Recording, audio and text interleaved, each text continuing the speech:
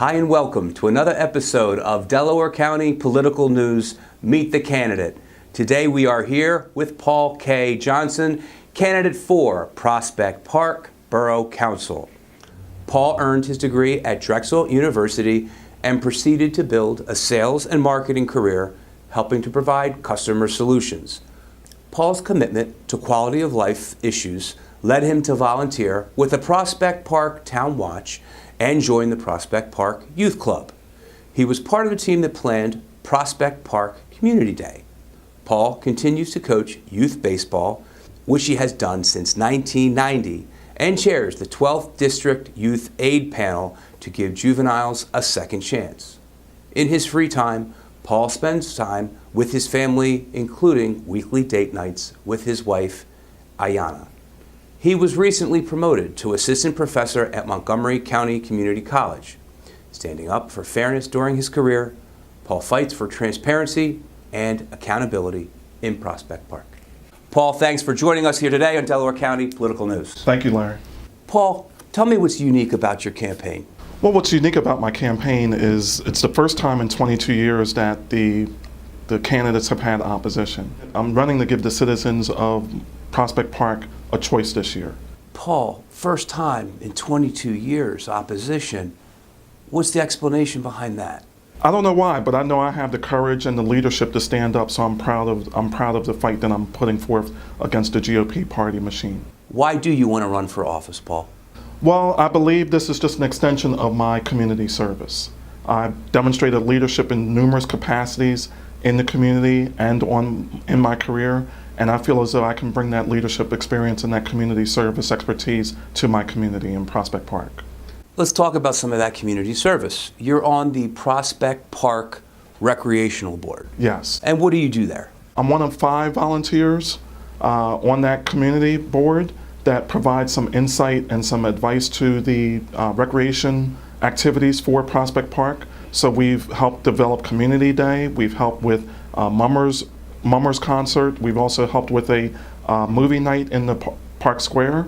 And we just provide our guidance and are the voice of the community in Prospect Park. I'd like to ask you about each. First of all, Community Day, what's that?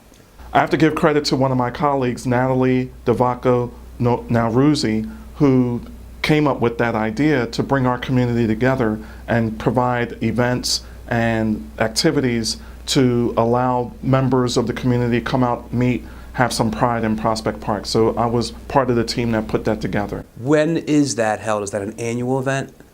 We held our first annual Community Day this year on I believe it was June 10th, and it kind of was the beginning part before the fireworks display later that evening. Will that be held at the same time every year, right before, I guess, people head for the shore? Yeah, we're planning to do it. Typically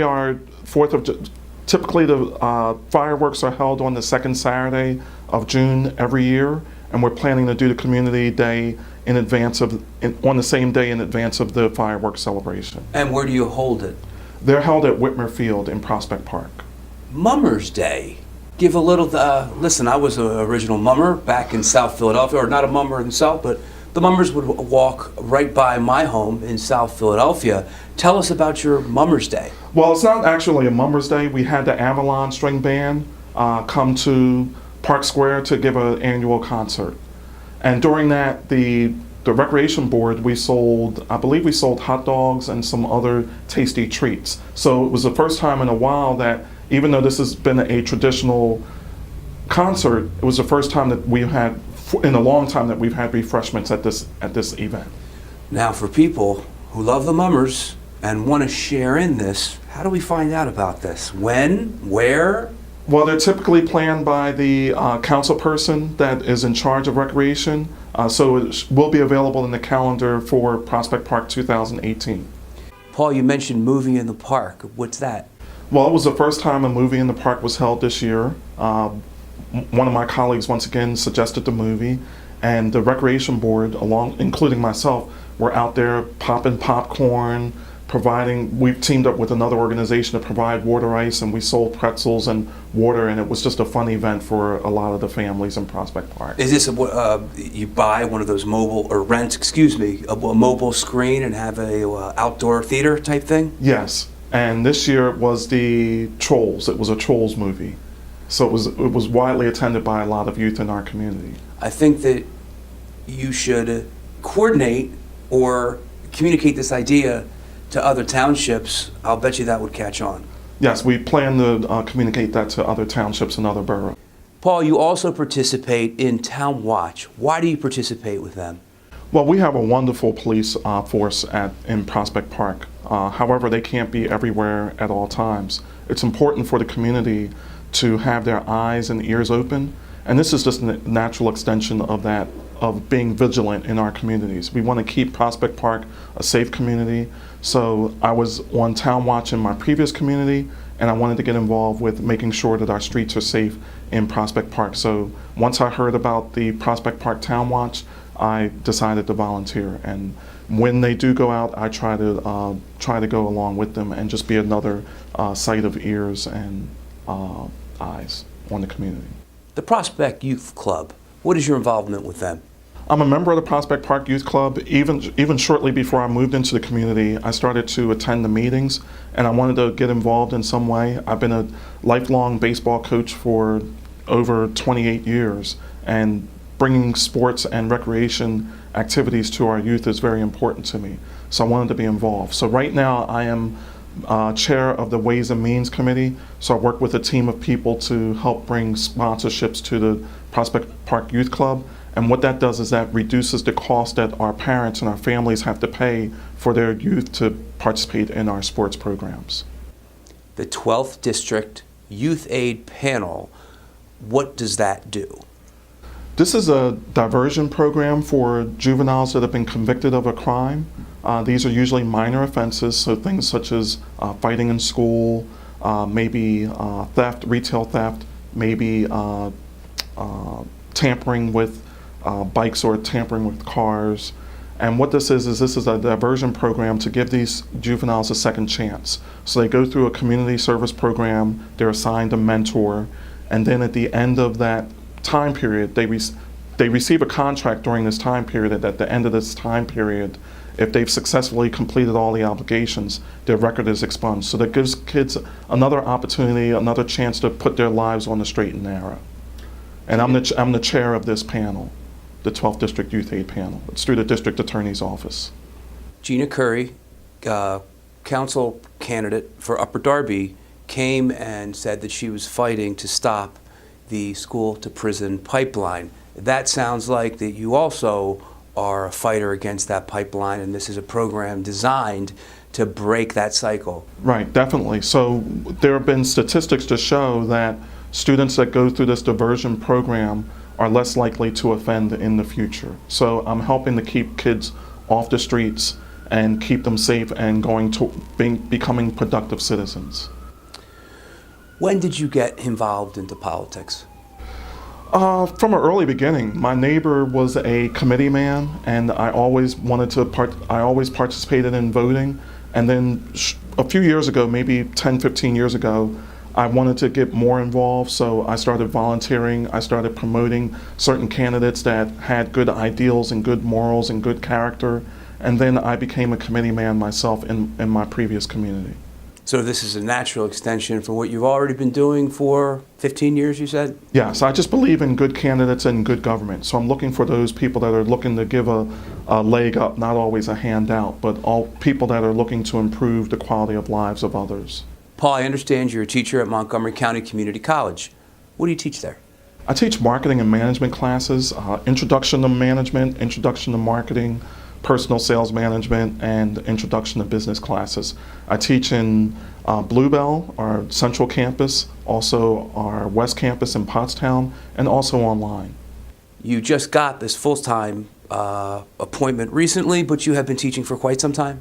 Yes, so I've been full-time at the college for 5 years, but I've been teaching in other capacities at, say, Eastern University, Holy Family University, and Excelsior College for about 10 years now. Have you attended any borough council meetings, Paul?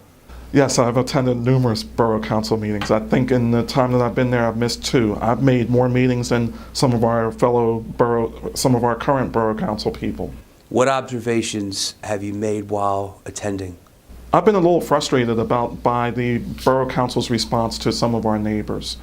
They come there with valid concerns, and I feel as though in some instances, borough council is not lending an ear and has been disrespectful and not been truly transparent in some of the information that they provide.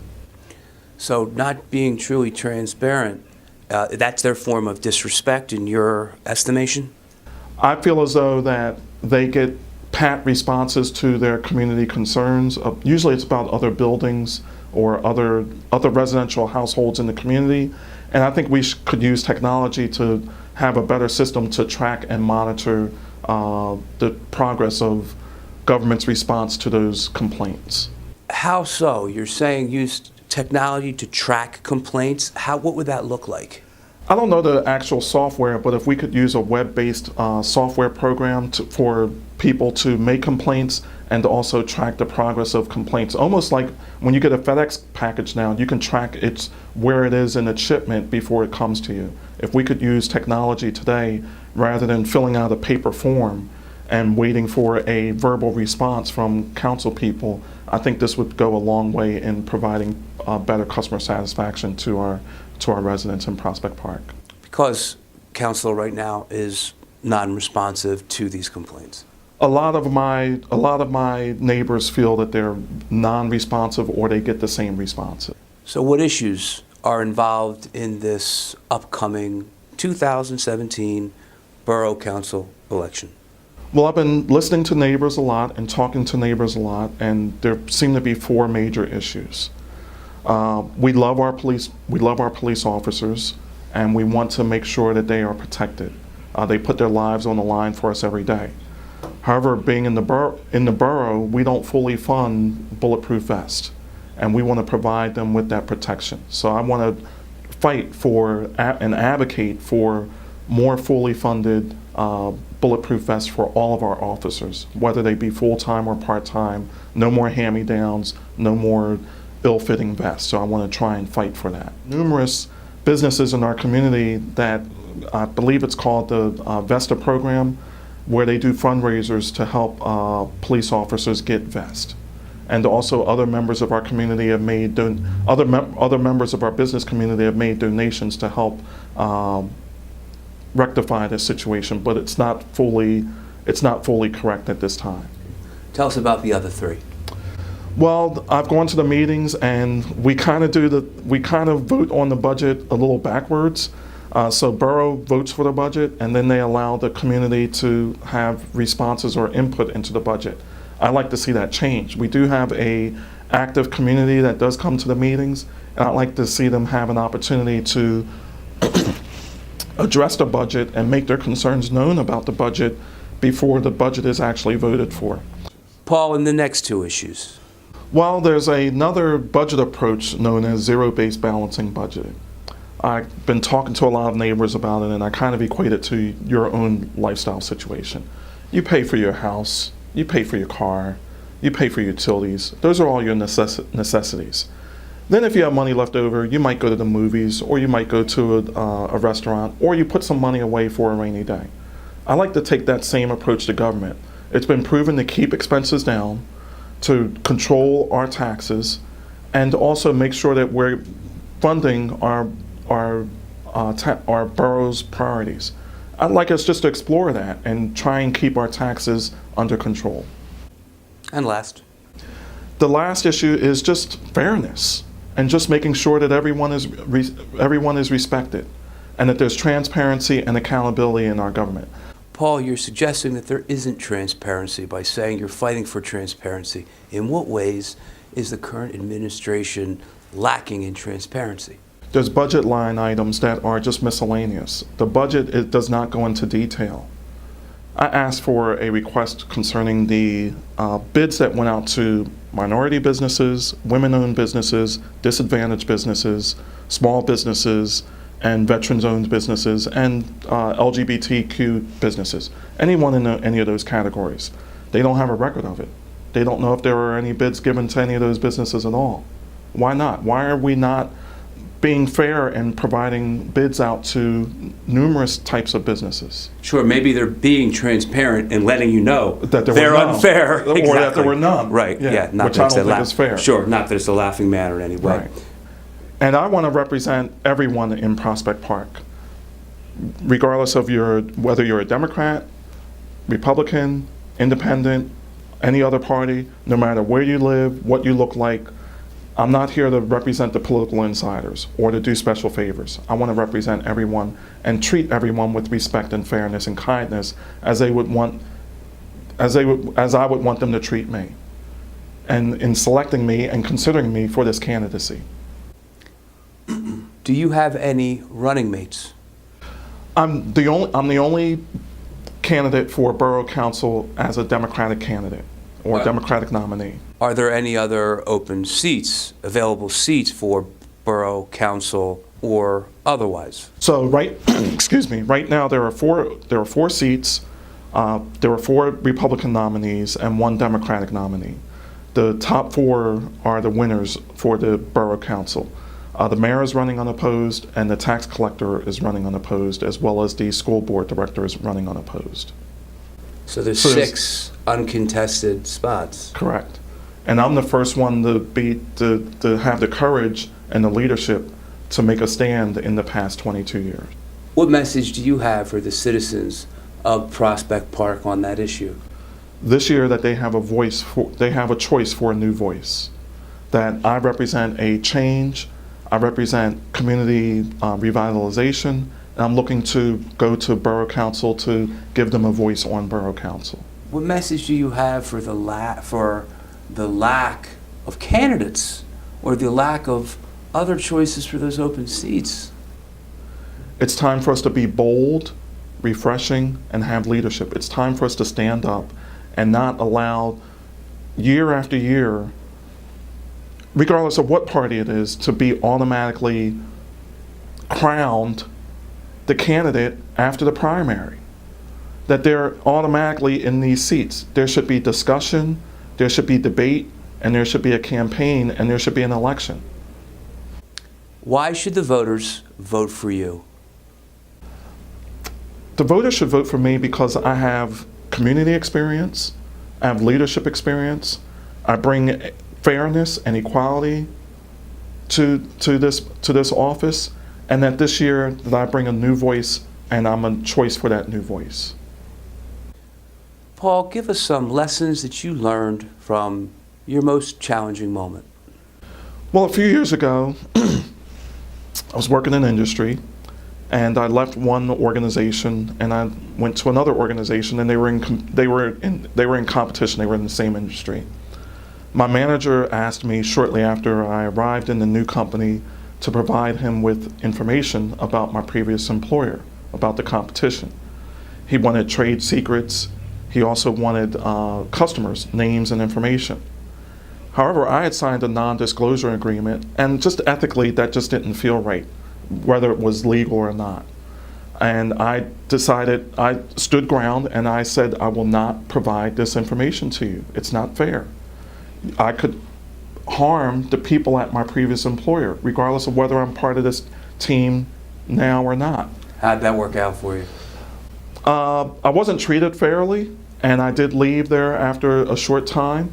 It did kind of help me find my new career in education, where I feel as though I'm making a difference in helping people go on their path to education and leading them into productive lives. So I guess it worked out in the right way, and I felt great about the ethical stance that I brought to that situation, and I'll bring the same ethical stance to Prospect Park. What are you working on now that you're most excited about?